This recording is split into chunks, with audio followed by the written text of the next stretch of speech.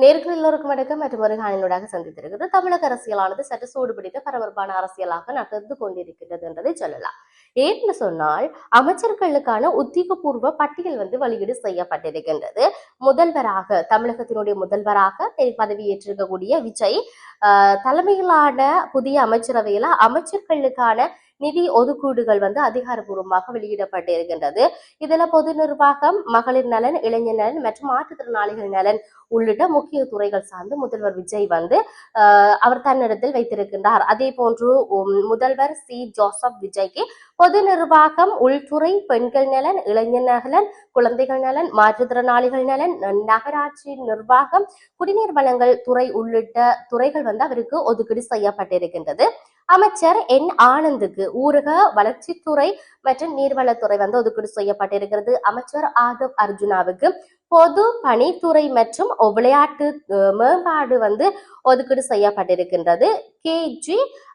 அர்ஜுன் அதாவது அருண் அர்ஜுனாவுக்கு சுகாதார, மருத்துவ, கல்வி மற்றும் குடும்ப நலத்துறை ஒதுக்கீடு செய்யப்பட்டிருக்கிறது. அமைச்சர் கே.ஏ. செங்கோட்டையனுக்கு நிதித்துறை, ஓய்வூதியம் மற்றும் ஓய்வூதிய பலன்கள் துறை ஒதுக்கீடு செய்யப்பட்டிருக்கிறது. அமைச்சர் பி வெங்கட்ராமனுக்கு உணவு மற்றும் பொது விநியோகத்துறை ஒதுக்கீடு செய்யப்பட்டிருக்கிறது. அது மாத்திரமின்றி அமைச்சர் ஆர் நிமால்குமாரனுக்கு மின்சாரம், சட்டம், நீதிமன்றங்கள், சிறைகள் மற்றும் ஊழல் தடுப்பு துறை ஒதுக்கீடு செய்யப்பட்டிருக்கிறது. இது மட்டுமின்றி அமைச்சர் ராஜ்மோகனுக்கு பள்ளிக்கல்வி, தமிழ் வளர்ச்சி, செய்தி மற்றும் விளம்பரத்துறை ஒதுக்கீடு செய்யப்பட்டிருப்பதை நாங்கள் பார்க்கிறோம். அது மட்டுமின்றி அமைச்சர் டி.கே. பிரபுவுக்கு கனியமணல் மற்றும் சுரங்கத்துறை ஒதுக்கீடு செய்யப்பட்டிருக்கிறது. அமைச்சர் எஸ். கீர்த்தனாவுக்கு தொழில்துறை மற்றும் முதலீட்டு ஊக்குவிப்பு துறை ஒதுக்கீடு செய்திருக்கிறார்கள். புதிய அமைச்சரவை துறை ஒதுக்கீடு தமிழக அரசின் நிர்வாக செயல்பாடுகளை வேகப்படுத்தும் வகையில் அமைந்திருப்பதாக அரசியல் வட்டாரங்கள்ல பேசப்படுகிறது என்ற விடயத்தை நாங்கள் சொல்லுகின்ற பொழுது அப்படியே ஸ்ரீலங்காவை மையப்படுத்திய அரசியல் நிலவரம் பார்க்க வேண்டிய தேவை இருக்கிறது.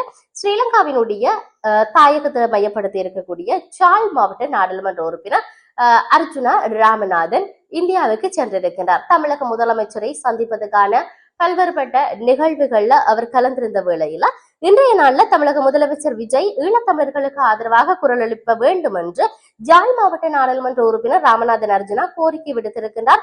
தமிழ்நாட்டிற்கு விஜயம் செய்திருக்கக்கூடிய நாடாளுமன்ற உறுப்பினர் தலைமை செயலகத்தில் அமைச்சர் ராஜ்மோகனை சந்தித்த பிறகுதான் ஊடகங்களுக்கு கருத்து தெரிவித்திருப்பதை நாங்கள் பார்க்கக்கூடியதாக இருக்கிறது.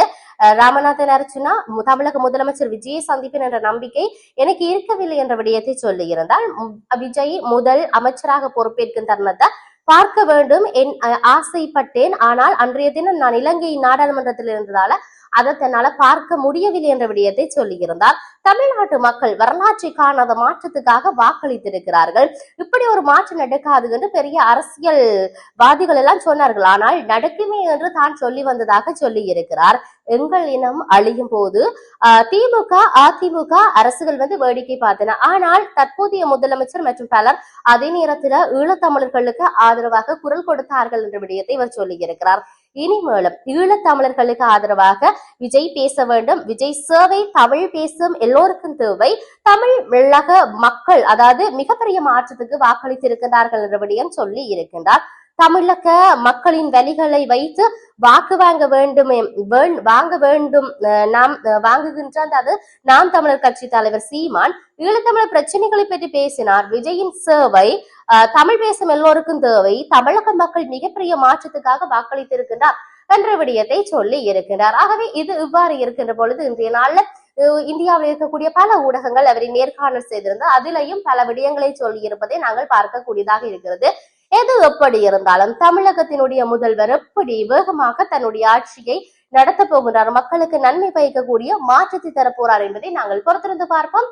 மற்றொரு காணொளியூடாக சந்திப்போம். வணக்கம்.